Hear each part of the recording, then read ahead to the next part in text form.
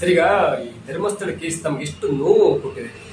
Sir, ಧರ್ಮಸ್ಥಳದ case ಅಂತ ಬಂದ್ರೆ ಸರ್, ನನ್ಗೆ ಆಕ್ಚುಲಿ ಅದ್ರಲ್ಲಿ ಏನು ಅಂತ ಆಸಕ್ತಿ ಇರ್ಲಿಲ್ಲ. ಯಾಕೆ ಇರ್ಲಿಲ್ಲ ಅಂದ್ರೆ ಅದೊಂದು ಪುಣ್ಯಕ್ಷೇತ್ರ, ನಾನಾ ತರ ಘಟನೆಗಳು ನಡೀತಾ ಇರ್ತವೆ. ಆದ್ರೆ ಅಲ್ಲಿ ಸಂಬಂಧಪಟ್ಟಿರುವಂತವ್ರು ಕೇಸಸ್ಗಳನ್ನ ಹಾಕೊಂಡು ಕಾನೂನಿಗೆ ಹೋಗಿದ್ರೆ ಅದೊಂಥರ ಇರೋದು. ಅಲ್ಲಿ ಸಂಬಂಧಪಟ್ಟಿರೋರು ಯಾರು ಕೂಡ ಮುಂದೆ ಬರ್ತಾ ಇರ್ಲಿಲ್ಲ. ಆದ್ರೆ ಈ ಭೀಮಾ ಅನ್ನೋ ಒಂದು ಪಾತ್ರನ ಕ್ರಿಯೇಟ್ ಮಾಡಿ ಬಿಟ್ರಲ್ಲ, ಎಲ್ಲೋ ಸತ್ಯ ಇರ್ಬೋದೇನೋ. ಯಾಕೆಂದ್ರೆ ಅವ್ರು ಎಲ್ಲರೂ ನಂಬಿದ್ದಾರೆ.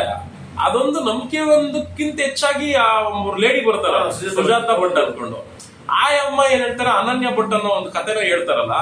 ಯಾರೇ ಆಗ್ಲಿ ಒಂದು ಹೆಣ್ಮಗು ತನ್ನ ಮಗಳು ಈ ತರ ಎಲ್ಲ ಸತ್ಯ ಹೇಳಿದಾಗ ಎಂತವ್ರಿಗೆ ಆಗ್ತದೆ ಸರ್. ಎಲ್ಲಾರು ನಂಬಲೇಬೇಕಲ್ಲ. ನಾವ್ ಅನ್ಕೊಂಡಿದ್ದೇನೋ ಏನೋ ಅಮ್ಮನ್ಗೊಂದು ಆ ಮಗುವಿನ ಅಸ್ಥಿ ಪಂಜರ ಸಿಕ್ಕಿದ್ರೆ ಏನೋ ಕಾರ್ಯ ಮಾಡ್ಕೊಳ್ತಾರೆ ಬಿಡು ಅನ್ನೋ ರೀತಿ ನಮ್ಮ ಮನಸ್ಥಿತಿ ಇದ್ದಿದ್ದು. ಆಮೇಲೆ ಕಾಲಕ್ರಮೇಣ ಬರ್ತಾ ಬರ್ತಾ ಇವರೆಲ್ಲ ಸುಳ್ಳು ಅಂತ ಅವ್ರವರೇ ವಾಲಂಟ್ರಿ ಆಗಿ ಹೇಳ್ಕೊಂಡಾಗ ಇನ್ನ ಆ ವಿಚಾರದಲ್ಲಿ ನಾವ್ ಏನ್ ಮಾತಾಡೋರು ವ್ಯರ್ಥ. ಅದ್ರ ಬಗ್ಗೆ ಮಾತಾಡಕ್ ಹೋಗ್ಬಾರ್ದು, ಅದ್ರ ಬಗ್ಗೆ ಫೋಕಸ್ ಮಾಡಕ್ ಹೋಗ್ಬಾರ್ದು. ಯಾಕೆ ಅಂದ್ರೆ ತಪ್ಪು ಮಾಡಿದ್ರೆ ಮಂಜುನಾಥ ಸ್ವಾಮಿನೇ ಶಿಕ್ಷೆ ಕೊಟ್ಕೊಳ್ಳಿ. ಅಲ್ಲಿ ತಪ್ಪು ನಡೆದಿದೆ ಅಂತ ಯಾರು ಮುಂದೆ ಬಂದಿದ್ದಾರೆ ಅವ್ರುಗಳೇ ಸತ್ಯ ಒಪ್ಕೊಂಡು ನಮ್ಗೆ ಇದೆಲ್ಲ ಹಿಂಗ್ ಮಾಡ್ಬಿಟ್ರು, ಹಿಂಗ್ ಮಟ್ಬಿಟ್ರು, ಇವರೇ ಹಿಂಗ್ ಮಾಡ್ಕೊಟ್ರು ಅಂತ ಹೇಳ್ಕೊಟ್ ಮೇಲೂ ಕೂಡ ಇನ್ನಾದ್ರ ವಿಚಾರದಲ್ಲಿ ನಾವು ಮಾತಾಡ್ತೀವಿ ಅಂದ್ರೆ ನಮ್ಮಂತ ದಡ್ರು ಇನ್ನೊಬ್ರಿಲ್ಲ.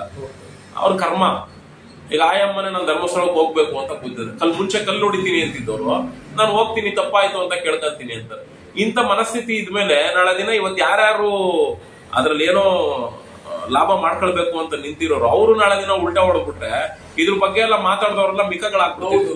ಯಾಕೆ ಬೇಕು? Waste of time. ಯಾಕಂದ್ರೆ ಅವ್ರ ಹತ್ರ ಏನು ದಾಖಲೆಗಳಿಲ್ಲ ಸರ್. ಬರೀ ಗಾಳಿ ಗುಂಡು ಹೊಡ್ಕೊಂಡ್ ಕೂತವ್ರೆ. ದಾಖಲೆ ಇದ್ರೂನು ಕೂಡ ಅದಕ್ಕೆ ರಿಲೇಟೆಡ್ ಯಾರು ನೊಂದು ಬೆಂದಿರ್ತಾರೆ ಅವ್ರುಗಳು ಯಾರು ಮುಂದೆ ಬಂದಿಲ್ಲ. ಯಾರು ಮುಂದೆನೂ ಬರಲ್ಲ. ಅವ್ರ ವಿರುದ್ಧವಾಗಿ ಅಲ್ಲಿ ಕಾನೂನು ಮೆಟ್ಲು ಕೂಡ ಹತ್ತಕ್ ರೆಡಿ ಇಲ್ಲ ಇವ್ರು ಯಾರು. ಸುಮ್ನೆ ಬರೀ SIT ಟೀಮ್ ಮಾಡ್ಕೊಟ್ಟಿರೋದ್ರಿಂದ ಗೌರ್ಮೆಂಟ್ ಪಾಪ SIT ಟೀಮ್ ಅಧಿಕಾರಿಗಳಿಗೆ ದಿನಕ್ಕೂ ಒಂದ್ ಸ್ವಲ್ಪ ತಲೆಗೆ ಅದು ಇದು ಅಂತ ತುಂಬಿ ಸುಮ್ನೆ ಕಾಲಹರಣ ಮಾಡ್ಕೊಂಡು ಇದನ್ನ ತೂಗಿಸ್ಕೊಂತ ಹೌದು. ಅದನ್ನೇ ಇಟ್ಕೊಂಡು ವಿಡಿಯೋ ಮಾಡಿ ಸಮೀರ್ ವಿಡಿಯೋ ಮಾಡ್ತಾನೆ. ಅದೇ ನೋಡಿದ್ವಲ್ಲ, ಅದನ್ನ ಅವ್ನ್ ಸಮೀರ್ ಬಿಡಿ ಸರ್, ಅವ್ನ್ ನೋಡಿದ್ವಲ್ಲ ಅದ್ಯಾವ್ದೋ ಮಸೀದಿಲಿ ಅವ್ನ ಯಾರೋ ಮುಲ್ಲಾ ಹೌದು ಒಂದ್ 2 ವರ್ಷದ ಹಿಂದೆ ಹೆಣ್ಮಗುಗೇನೋ ಪಾಪ ಇದ್ ಮಾಡಿದ್ದ. ನಾವು ಆ ಗಮನಕ್ಕೆ ಬಂದಿದೆ ಆತನಿಗೆ.